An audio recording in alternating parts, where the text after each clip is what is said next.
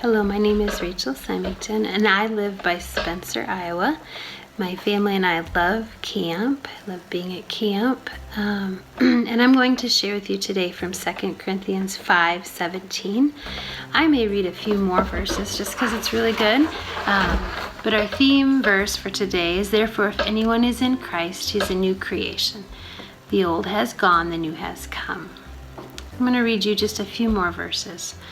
"Now all these things are from God, who reconciled us to himself through Christ and gave us the ministry of reconciliation. Namely, that God was in Christ, reconciling the world to himself, not counting our trespasses against us, and he's committed to us the word of reconciliation. Therefore, we are ambassadors for Christ, as though God was making his appeal through us. We beg you, on behalf of Christ, to be reconciled to God. He, God, made him who knew no sin to be sin on our behalf, so that we might become the righteousness of God in him." It's a beautiful passage. So as we think about anyone who is in Christ as a new creation, I wondered what that meant for us today.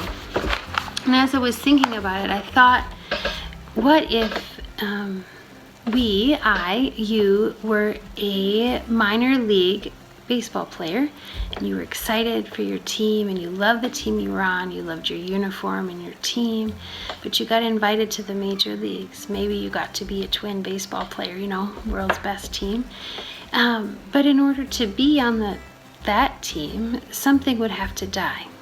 Your love for your minor league team, your minor league teammates, your uniform, the colors, the mascot, the location, all of those things would have to die for you to move on to the next level. And as I thought about that, I thought about for those of us who are in Christ, we are a new creation. We're in Christ.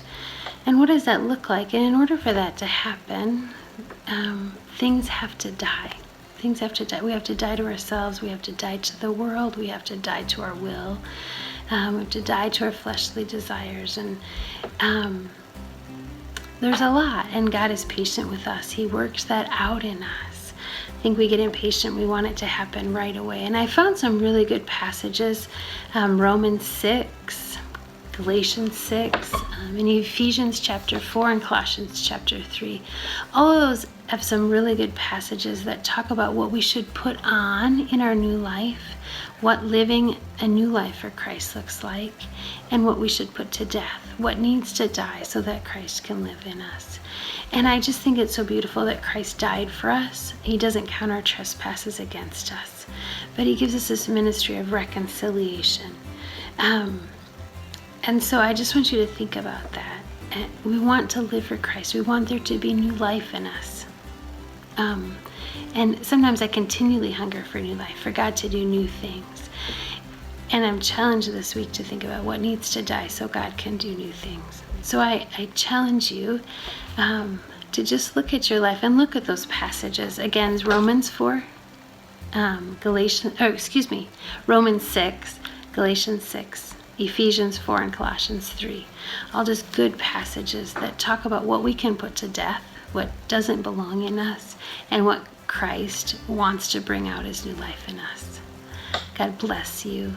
May you live a new life in him every day. Amen.